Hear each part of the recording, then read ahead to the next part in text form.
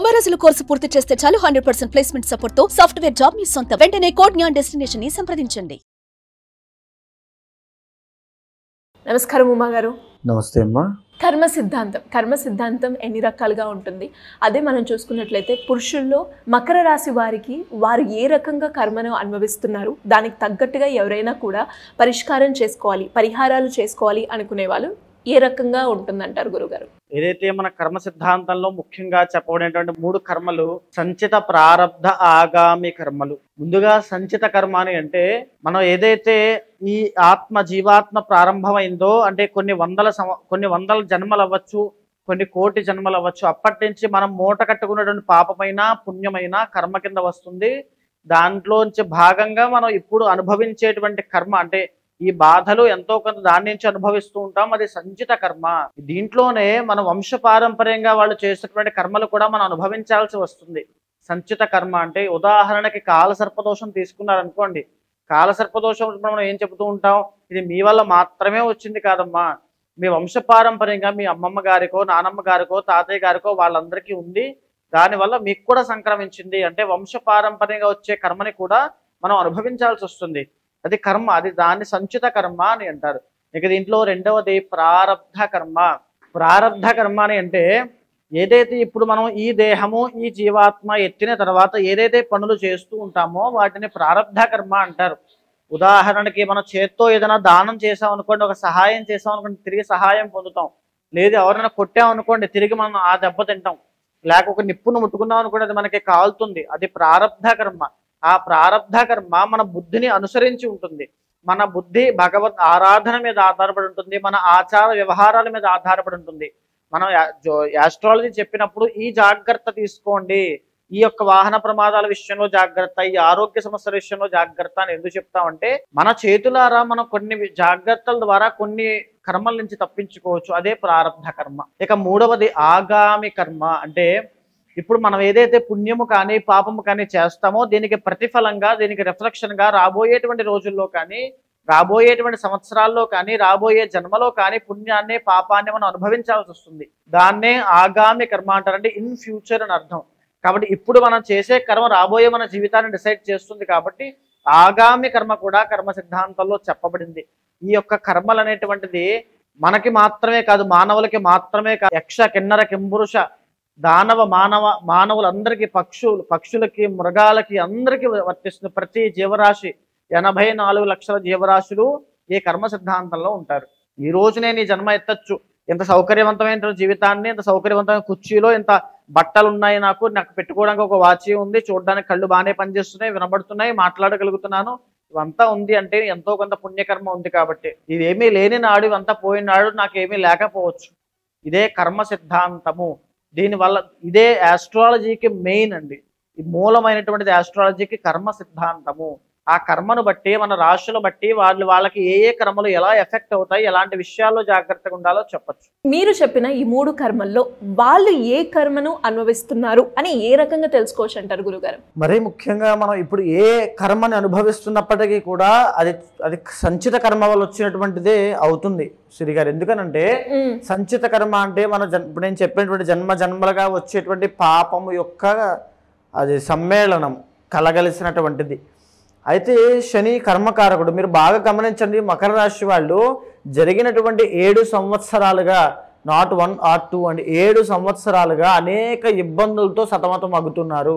ఒకటి నెంబర్ 1 ఏంటంటే డబ్బులు నిలబడక ఎంత కష్టపడుతున్నారో అంత డబ్బులు అలా వెళ్ళిపోతున్నాయి. వేరే వాళ్ళకి వెళ్ళిపోతాయి, హాస్పిటల్స్కి వెళ్ళిపోతాయి, ఏదో వివాదాలకు వెళ్ళిపోతాయి, అనవసరంగా ఖర్చులు అయిపోతాయి. ఒకటి. రెండవది కుటుంబపరమైన ఒత్తిడి చిక్కులతో ఎన్నో రకాల ఇబ్బందులు. మూడవది అనుమానాలు అవమానాలు. ఆడవాళ్ళకి మ్యారీడ్ లైఫ్లో అనుమానాలు, మగవాళ్ళకి బయట అవమానాలు వీటి విషయంలో. తర్వాత నాలుగవది విపరీతమైనటువంటి ఆరోగ్య సమస్యలు. జరిగినటువంటి 5 సంవత్సరాల క్రితం వీళ్ళకి తల దగ్గర నుంచి వచ్చేటువంటి ఊపిరితిత్తుల దాకా వచ్చేటువంటి ఆరోగ్య సమస్యలు.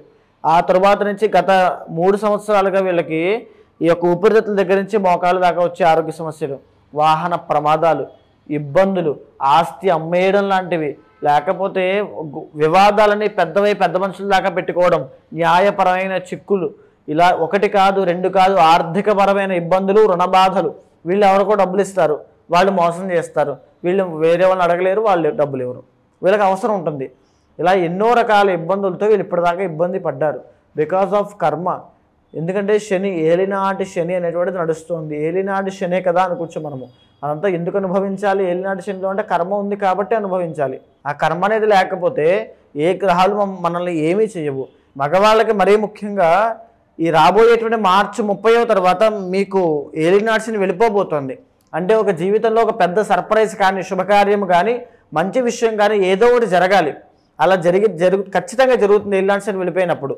కానీ అలా జరగట్లేదు అని అంటే కర్మ అనేటువంటి తీవ్రంగా ఉంది.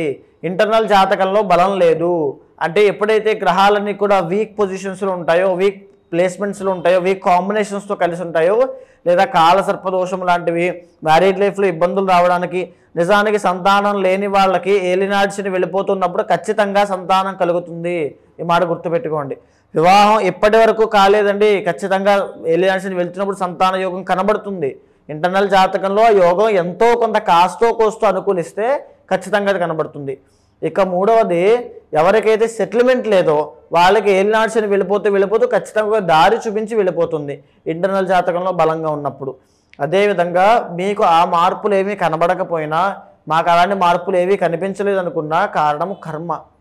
ఇంటర్నల్ జాతకంలో బలం లేదంటే కారణము కర్మ అనేటువంటిది ఇబ్బంది.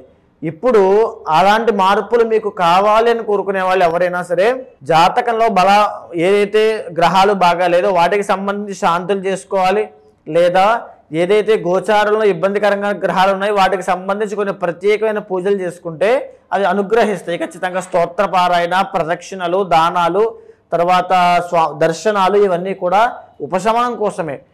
కానీ ఇక్కడ ఉపశమనం కాదు లెక్క. మకర రాశి వాళ్ళకి యోగం పట్టాలి. దోషం నుంచి తప్పించేది ఉపశమనం అయితే, ఉన్నటువంటి స్థాయి నుంచి గొప్ప స్థాయికి తీసుకెళ్లేది యోగము. ఆ యోగం వీళ్ళకి పట్టాలి. అలా పట్టాలి అంటే కొన్ని ప్రత్యేకమైన పూజలు ఇంటర్నల్ జాతకం చూసిన తర్వాత మాత్రమే చేయించాలి.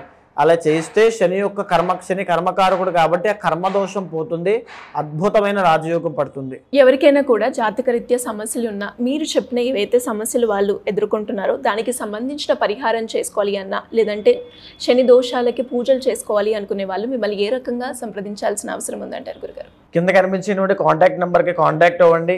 ఖచ్చితంగా ఇంటర్నల్ జాతకం చూస్తాను.